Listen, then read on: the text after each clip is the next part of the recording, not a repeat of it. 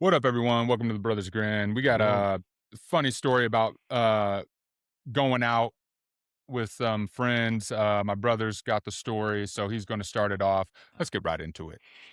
I figure we don't share much about our us going out in our past, and we both were party animals, hitting up, growing up in Chico and stuff like that. I thought I'd share a funny story in Sacramento. My cousin Tony came up from San Jose, and he's a real metro kind of guy. Plucks his eyebrows and everything like that. Had long hair, ponytails at times and stuff. Went tanning. Was real into fitness himself and looking good, which ain't no thing, right? But he dated like the hottest Asian girls. Like all the girls was dating were like tens and like across the board. I mean, there was no doubt. I mean, even though he was the way he was. Well, anyway, he came up and it was a random Tuesday or Wednesday night, and he's like, "Alex, I want to go out. I got some friends in Sac. They're going to a club called Faces, and Faces is a gay bar." Which I'm like, cool, whatever. They got cheap wells on that night, and ain't no shame in my game. I'm happy wherever I'm at, right? And we end up going, and we get to Faces. He meets up with his friends outside, whatever. We walk in, and it's cracking. There's tons of straight people there. There's tons of gay people there. It's whatever. It's Sacramento. Well, we get in there, and we get to the bar, and I'll never forget the bartender. His name was Santos. Santos took a liking to Tony, and he was getting free Coronas and beers. They were like arm wrestling and stuff. Tony was kind of throwing a little flavor on it. Just we free beers. He was like, Coronas all day. I'm sitting over there like, whatever, what to do. There's girls dancing around in lingerie and stuff. I mean, music was good. We must have been like 25 or 26. And I've been down to San Ho repeatedly partying with Tony, Frisco, wherever. We end up all these freaking techno clubs and stuff. So whatever. I can't emphasize enough on how like metro pretty he was. We were at this I remember Tony. eight, Tony was like yeah, that. eight, That man was Metro, we went but to 815L one time, tastefully. and I heard the weirdest comment I've ever heard a girl pick up on a guy. She came from across the bar, this Vietnamese girl, and she goes, "I noticed you from across the bar because your eyebrows were better than mine." My jaw hit the floor. I was like, "What? Like, who says that's how he's gonna get this girl? Like, are you kidding me?" But anyway, back to Faces. So we're there, we're partying, everybody's dancing, having a good time and stuff. His friends are entertaining and whatnot. It's getting later on, and I think we smoked cigarettes back at the time. We were over there on the patio, and me and him were sitting down, and they got this like little brick bank, flower pottery thing where people can sit and smoke cigarettes out on the patio. And we're sitting there smoking, and these guys walk up to us, like four guys walk up to us, and they're like, "Oh, how you guys doing?" And their voice and everything, and I was just like, "No shade, whatever." I was like, "We cool, we're just out here chilling." And they're like, "Are you guys together?" And me and Tony looked at each other, and we knew where this conversation was going to go. And we both turned to them. We're like, "Why, yes, we are." And they're like, "Yeah, right." And Sure then enough. the guy was like, "Well, do you guys share?" We look back at each other, and Tony's like, "It's exclusive." Right? And then it gets even better. They're like, "Oh, well, that's sad to hear. If you guys are ever interested in sharing, you should come our way, because we." And then the guy looked right at Tony, and he goes, "We know who's the bitch," and then looked at me and goes, "We know who's the butch." I was dead, dude. I called him Dear bitch the God, rest of the bro. night. I was like, "You're the girl, homie. You're the girl of the relationship. Ah, you be doing the dishes. Ah, you're a power Well, bottom." Tony was definitely very Metro and a very like, you Very know, pretty boy, like very pretty boy.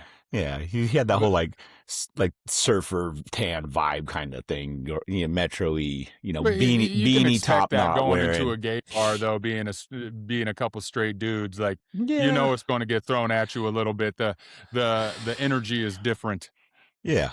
And that's what I tell everybody here, like in Kentucky, they clown or want to say whatever. And I'm just like, I've had tons of gay friends over the years, I Oh, mean, yeah. some of them are Yeah. not super flamboyant, some of them are. It's not like they think. Not everything is Castro Street down in Frisco, like Yeah. there's no parade going on all the time. These are normal people.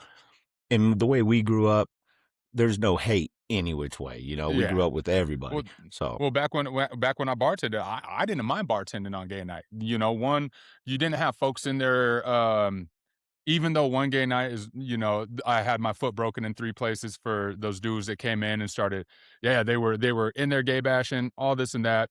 It's all love on my part, and so I went to kick him out, and one of the dudes grabbed me, so I grabbed him, but he had like 4 buddies with him, and I had to toss them, and they tackled me and broke my foot in 3 spots. That was Oh, probably my worst experience on gay night, but when I was bartending it, man, I loved it, man. It was, the music's always good, the vibe is always nice. Granted, you had your lingerers, especially if you a straight man and stuff, like, yeah. "What you doing here?" All this and that, but all in all, it was a lot of fun, always respecting really good tips, especially for dudes, and it wasn't just, gay men, it was gay women, stuff like that. Yeah. But as you said, it's always been love. I'm secure in myself, you're secure in yourself. So going in those atmospheres, it's never been an issue. Not that I frequent those atmospheres. Let me put that out there. But the one time I was meeting up with friends out here in Reno, the bar's called Five Star. It's a gay bar. I was with my buddy. Everyone's over here. Let's go meet them over there, and then we'll mob out from there and go to, like, I think it's like Second Street. They do karaoke and stuff out here. Is a lot of Yeah. fun. And I think we were both still smokers at the time. You could smoke in that bar, and so it was like right before we both quit. But we walk into Five Star, and they're like, "Oh, you're good," and they take one look at my buddy, and immediately they're like, "He is not good."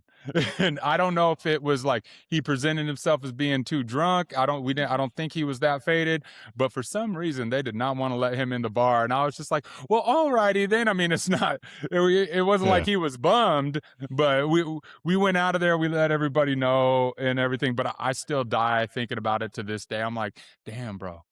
Like you couldn't even get into the gay Couldn't bar, bro. you? You need to up your game, homie. Neither side wants you. That's and my horrible. and my homie, in all respects, my homie, like, he wasn't sloppy or anything. He kind of looks Mm. like Justin Timberlake and stuff when he's all cleaned up, and he Yeah. was cleaned up. Yeah. I didn't understand why. Like, maybe I wasn't paying attention enough. Maybe he did something wrong, but I thought it was absolutely hilarious that he couldn't get into the gay bar because it was so funny. They one night Tony came up to Sacramento. It was me, Tony, and Matt, and we were over on 28th Street at this nice bar, and we're up there. Tony just turned 21. Me and Matt go up there. I end up getting Jack and Coke or something, or Jim Beam did Coke, and Matt got something, a beer or something. But then Tony asked for like a Blue Hurricane or some foo drink, and we were laughing at him.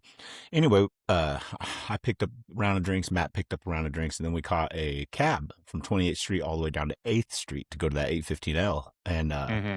Tony's like, well, I'll get the cab. Well, the cab driver, Indian dude, drops us off at K Street, which is part of that, or is Capitol Mall. It's like part of it's businesses. You can't drive on that. It's just like a street you can walk down, and in some spots the Hmm. light rail goes through. Yeah, yeah, Anyway, I know exactly what you're talking about. well, when we get out, Tony's supposed to pay the cabbie, right? We're walking. Me and Matt are probably like 50 foot away from the cab by then. We already started walking and thinking Tony's paying. Next thing we know, Tony comes running by us, full sprint. We're like, what the heck? Then we hear all the homeless people outside. We're like, run, he's chasing you. We look back. Here comes the Indian cabbie. You need to pay, scream. Me and Matt Oh just my out god. of just adrenaline. We start booking too. I don't know what's going on. So we start running. We don't know why we're running, but all three of us are sprinting. We've already had a few drinks in us, you know what I mean? Well, that cabbie guy, he ain't catching us, right? We're gone. And we turn and we're like, what the hell happened? Maybe they got into an argument. I don't know what happened. And Tony's just like, oh, I didn't pay him. We're like, what? Like, me and Matt were pissed at Tony, like, what the hell did you do that for? Kind of thing. And anyway, so that's a funny story, Tony. I got tons of Tony stories, man, that me and him have gotten into, but we could save a bunch for a different time. Yeah, that's stuff. I got a lot of stories to share. Me and you both got so many stories. We ain't I mean, shared enough talking stories from about Chico and Sac and all the crazy stuff we've gotten into. the experience of growing up at Chico, and everybody knows that stuff too. Like Chico State Party School, we were there long before they cracked down on the college parties, frat Halloween parties, night, St. the Patty's the Day. the closing down all of downtown for, as you said, Halloween night, all those kind of things. I mean, they still go strong with like daytime crawls and stuff and Sunday Fun Day, but it's definitely not what it Oh, it's used to not the be. same. Knowing that we experienced what it was and what it was known for versus what it is now, and the difference. Like, I get why they changed a bunch of stuff for sure. They messing up the city.